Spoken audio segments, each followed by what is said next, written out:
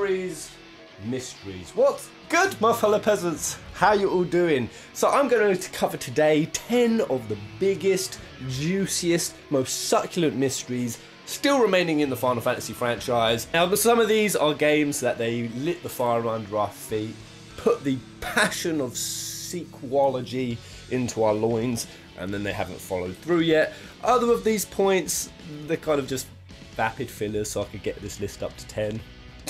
They are interesting points, or at least I think they are, but maybe not worthy enough to actually spawn a new title. This is going to get real spoilery, I'm going to be diving straight into the finale and sort of dropping all of the spoiler bombs. So if there are any Final Fantasy titles that you do not want to be spoiled for, I suggest you go into the comment section. I will leave timestamps so you can sort of navigate around it, as well as a little intro before each section so you can see well in advance what game I'm going to be shitting on, and then you can avoid it thusly. So let's jump right into it.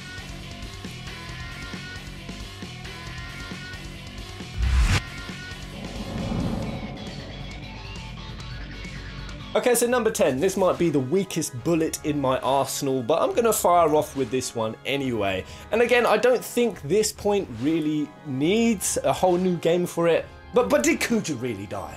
Did the homogeneous Tarp, the beautiful, sexy man he is, did he really die? Now, I know what most of you are going to say, of course he did, Pairs. I just realised the washing machine's going. Oh, fuck. I mean, I know Kuja most likely did die, and but the scene does still leave some open to questioning.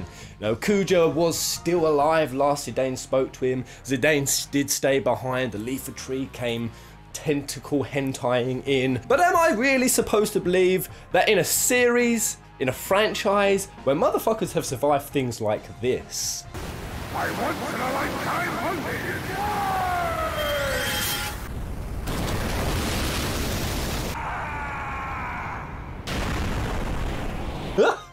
Am I really supposed to believe that it's not beyond possible that Kuja still lives? And the thing that really raises questions for me is, why was Zidane away for so long? What was he doing? Some people have said, was he nursing Kuja back to health? Others have kind of explained his long absence, which we don't even know how long that is. It might have taken Zidane a long time to get out of the leaf tree.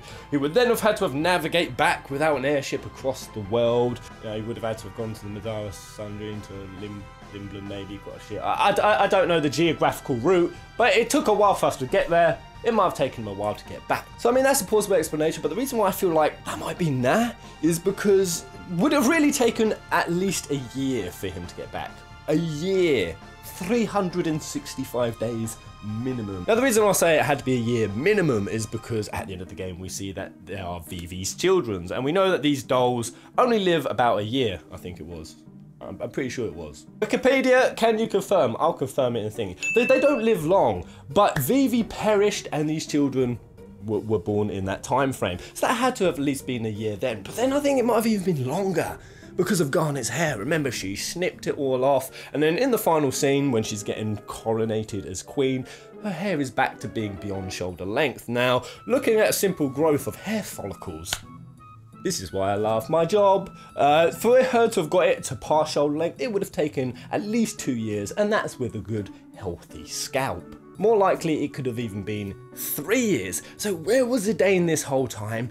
Is Kuja really dead? Was it really just so he could navigate all the way back, meet up with his boys in Tantalus and say, oh guys, I'm still alive, but you know, I've been away from my girlfriend for a long time, and I feel it might be a bit awkward if I just go up and tell her to her face. So I want to do it as a show instead. I think that would be pretty dope, and I'll just kind of reveal myself at the end. There's also a point to be made that Square Enix were considering a Final Fantasy IX too. So what was it? What was Square originally cooking up as the follow-on to 9, and could have had something to do with Zidane's absence and or the nature of Kuja's death?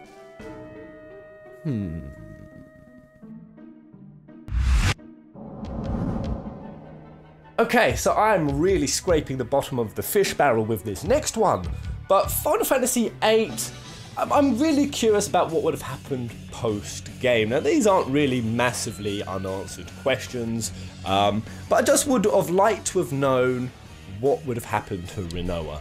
What with her still being a sorceress. Now, I'm not going to start respawning the old was Renoa Ultimecia theory. Kitase did came and shit on it, that theory in particular. A lot of theories were slayed in 2018, but I am just curious about what would the repercussions of her be, considering the world was nearly brought to the brink of destruction because of sorceresses, considering monsters came from the moon and thousands, if not millions of people would have died. What would the governments have done with Renoa? Would they have not done exactly what they did with Adele? They shot her up in a satellite, imprisoned her up there for a good something years. Can I really believe that this lovely woman, as lovely as she is, would have really been safe from the wrath of being imprisoned? And that also raises the question of Cypher as well. At the end of the game, we see Cypher just fishing there on the dock, having a laugh out in public. You're telling me they were letting that motherfucker go? Him? He nearly just destroyed the damn world. But he's getting a free pass, it seems, unless he's fishing on the run, I don't know. But I mean, Renoa did have a hand in helping save the day at the end. Also, her Night Squall is there to guard her, as well as Sid Kramer and Dia, who is also a trained sorceress. And so Balam Garden is like a really safe hosting spot. Maybe they geopolitically, with all the other nations, agreed to look after her. I mean, this wouldn't make for much of a fun game, would it? The political consequences of Final Fantasy VIII. Make it a mobile game, Square. It doesn't have to be AAA. I will have a say though that with FF8, just even the concept of sorceresses still being in this world, considering that they are still tied to Hein, the original god of FF8, so he is still in there, part of his body. Where the other half went, the skeletal half, we don't know. It could have gone to 3. There was a little bit of a loose throw out tie thingy between the two of them. So maybe he went there, but he's still out there somewhere. Half of his body is still in the sorceress. So even that overarching plot point of the god of Final Fantasy VIII and what he did, that's still lingering in the air, and Renoa's Ultimecia confirmed.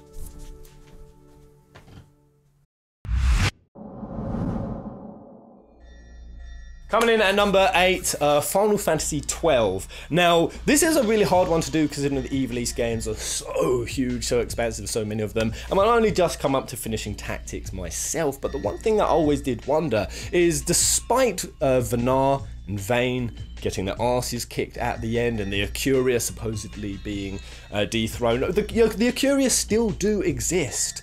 They're still out there.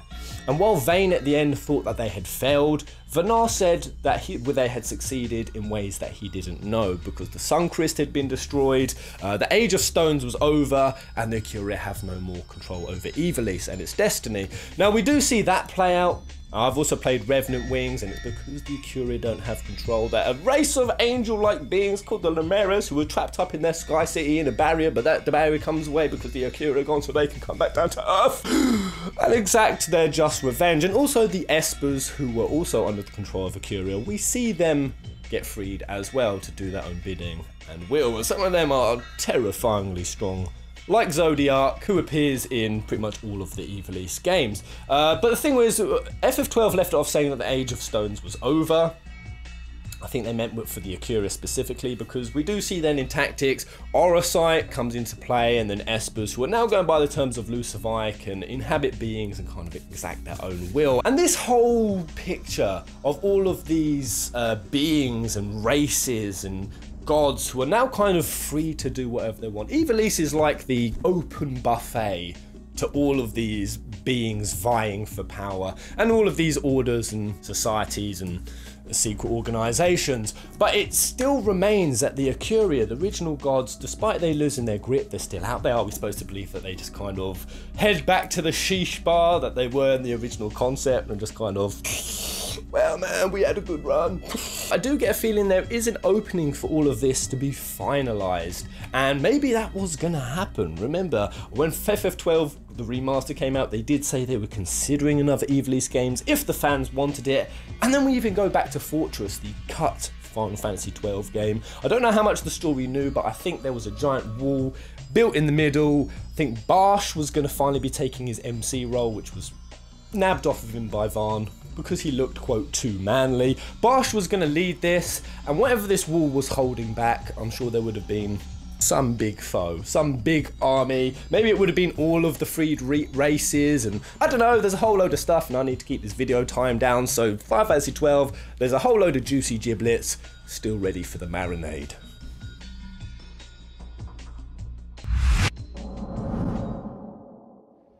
Did I say number 7 on 8? Well, it's 7 now. And I should be putting this one higher because this is a huge one. But Genesis Return. Genesis Rhapsodos, the poetic potty mouth banana munching foo that he is. I mean, actually, this might be one of the biggest ones Square's just left us hanging on. And I fear may never be answered, but I'll get into that in a minute. So at the end of Dirge Cerberus, Genesis, he returns, being played by Gact, I believe. I didn't actually know who he was because I weirdly played Dirge Cerberus before I played Crisis Core back in the day, so I had no fucking idea who he was. But he comes, he finds Weiss's body, the leader of the Spheres, comes back and he says that they have more work to do. Link up a Dirge Cerberus character with a Crisis, the main Crisis Core character. It looks like they were really planning something, some sort of big finale for the compilation, for the universe of Final Fantasy VII. Now, I feel this may never get answered because of the remake, because Tetsuya Nomura has come and said that the remake is going to be breaking and kind of molding and free dicking with all of the lore and the canonicity of the universe. So we may never see this get answered. And personally, I think that would be a crying shame. I hope they maybe touch the toe in the bathwater with some of it, maybe hint at it, give us some stuff. But I really can't see them doing it right now, and that leaves loads of other questions that aren't going to be answered. Things like, where did Cisne go, the true nature of Minerva the goddess, and another huge plot element which I'm going to actually have later down in this listing. So will that be the final legacy of the red coated rapier wielding ruffian, that he was simply brought back to then be off screened straight after? God damn.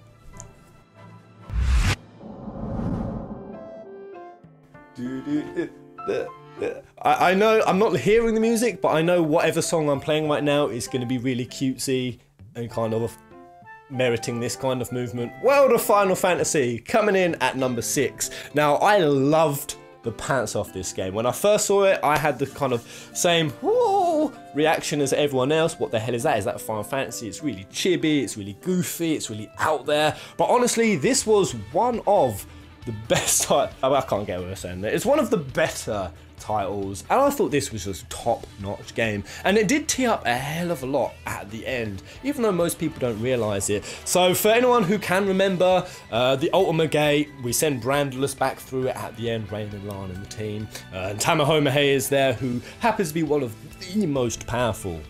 It's a funny, hilarious thing about Tama.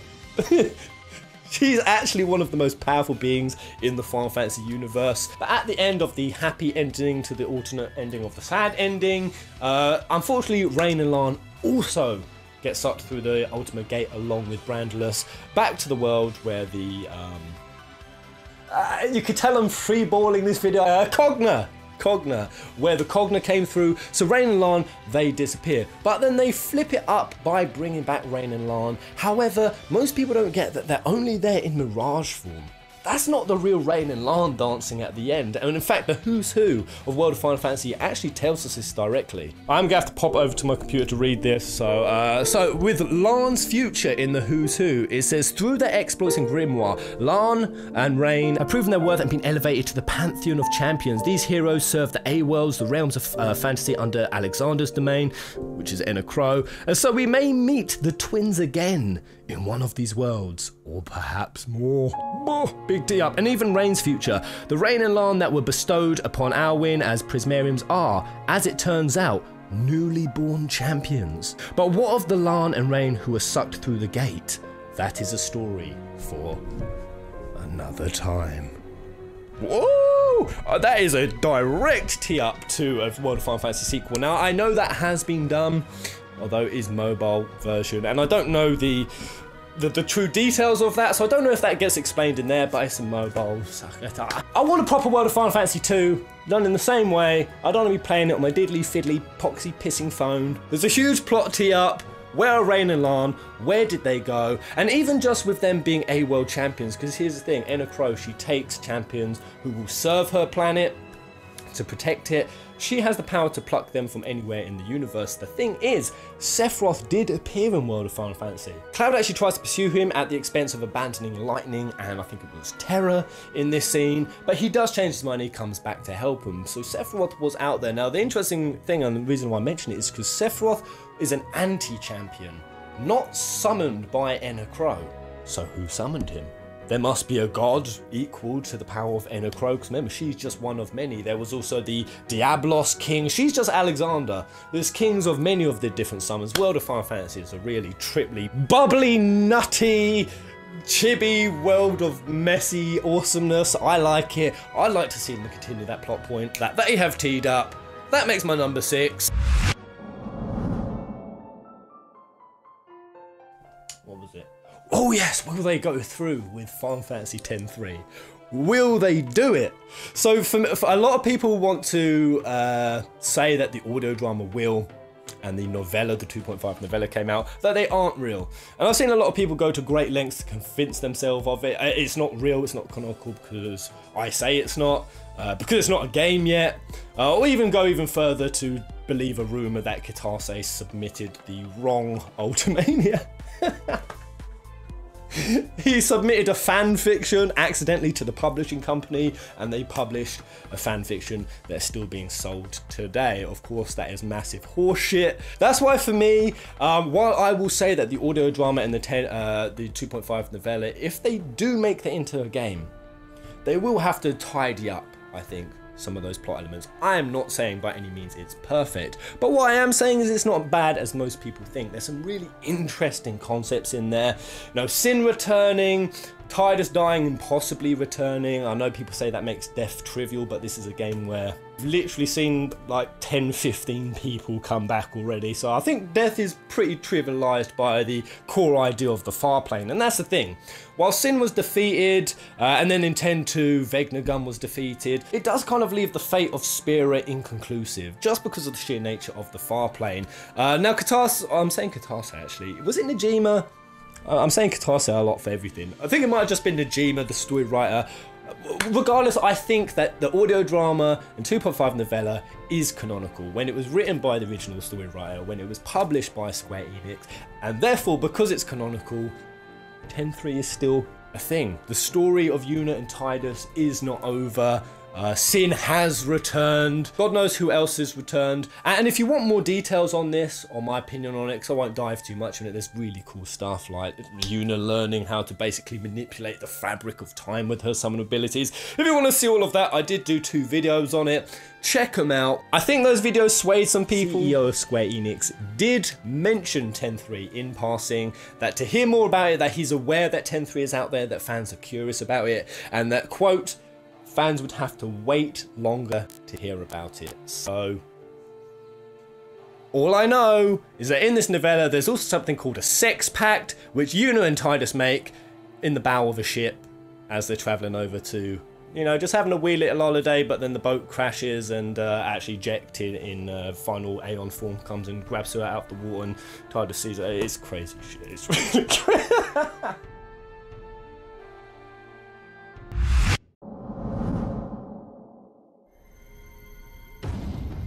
Ace is still alive. So at the end of Type 0, we're going with the amazing Utakata theme. They tee up the Japanese Endo period, whatever it was, we're going through, and there he is, littered in arrows, a samurai version of Ace who looks like he gets reincarnated by what I'm going to be guessing is the Vermilion Bird. Now the crystals are set loose. I think the black tortoise, that's it, the white tiger, and the blue wyvern, Concordia one, I can't remember. That's what it looks like is happening. But frankly, it could be anything, and I've done some speculation videos on what this is about. But what I can say is with Type 0, it is massively still open.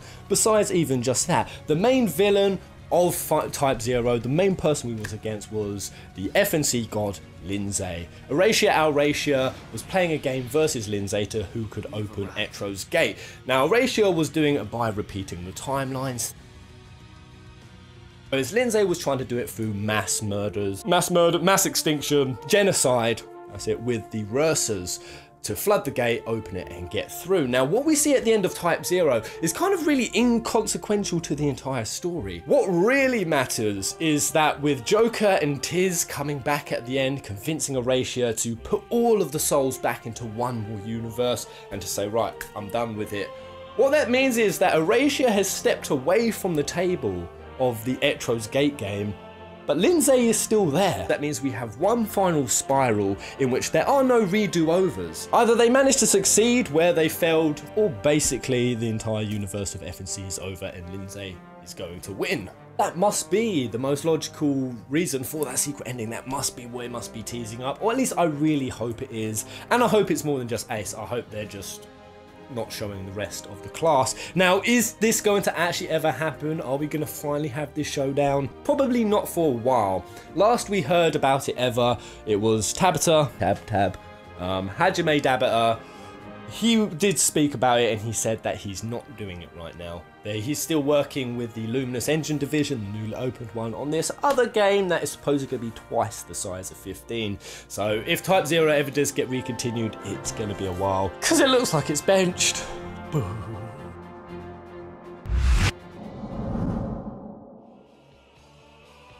Going back to the beloved FF7 now for my number 3 pick, and that's Will Sephiroth Ever Die? So this has always been a Cloud. I mean, I kind of think, actually, maybe they don't need to finish it. I think that's the point of Sephiroth.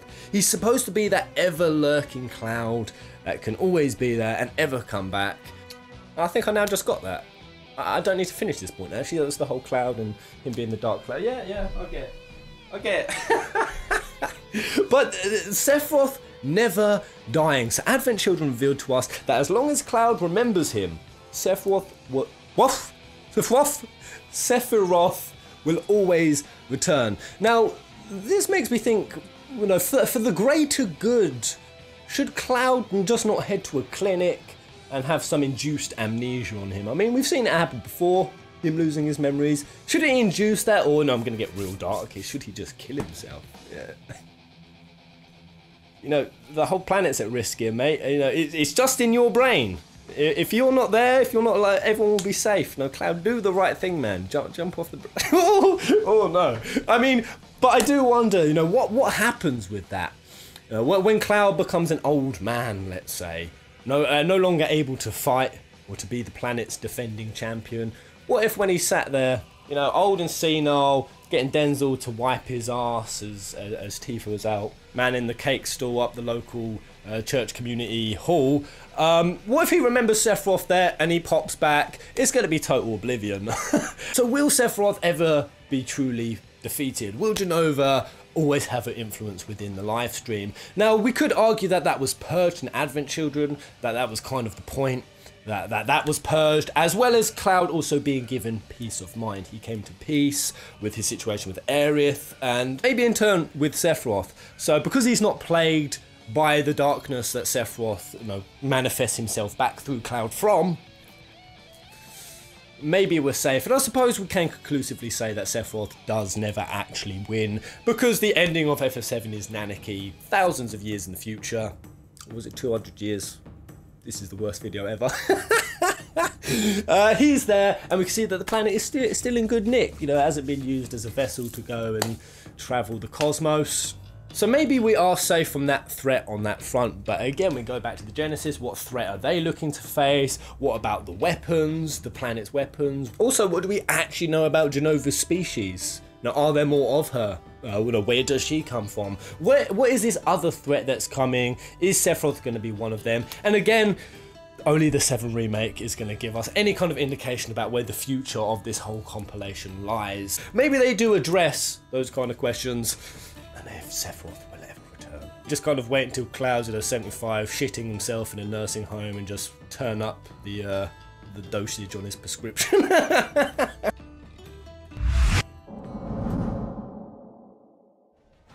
Okay, number 2, and we are going to be going Final Fantasy 15, so I know this is the latest installment. Beware, scram, get out of here, and this includes all the DLC content as well, because Noctis returning. So, I mean, Episode Ignis blew the barn doors wide open on 15, with this alternate ending in which, no, Noctis didn't have to die. Ignis didn't go blind. Ravus didn't die. They went into the tower. The Dawn came back. But we didn't see Arden actually get beaten. Totally changed the ending of FF15.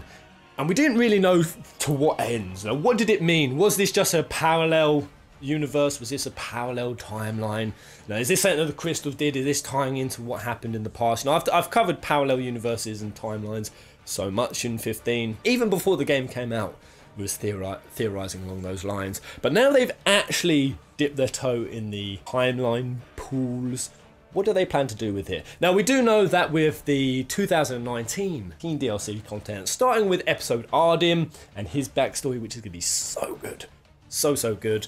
We're also going to be getting episode Luna. I also think there was Aranea. But the main one is going to be the finale, the grand alternate finale, in which Noctis supposedly comes back. I don't know if they're just doing, and I fear they might be doing this, they might just be doing kind of a cop-off happy ending, just to appease the fans who were really sad with the ending as it was, the real tragic ending, which I feel if they do that, it's going to be a huge disservice to the entire way that the original game is structured. The entire structure and the lead up and everything that 15 and the bro's journey and Noctis as a character meant, it meant his sacrifice. Even with Regis and the Lucii and with what Arden was doing, it all meant Noctis had to die. He had to sacrifice himself. For them to undo that in any way, even just as alternate, oh, here you go, be happy, I'd find that really sickening. And I personally would not like that at all. But even if they do somehow explain, and I say if they do this, if they explain why the timelines are there, why Noctis is coming back, is there a real purpose? And if so, what is the purpose? The Scourge is gone, the demons are defeated. What is he going to be passing legislation on new health and education and promoting advanced agriculture policies to refertilize this dead, tenured, withered up old world? I don't know. I don't know what they're going to do. All I know is that there are still huge questions with 15 yet to be answered, and we're actually going to be getting answers on those, which is, I suppose, nice. There's still so many areas that they can go into. I won't relive all those questions now, because we're going to finish off this video and go on to my weird number one.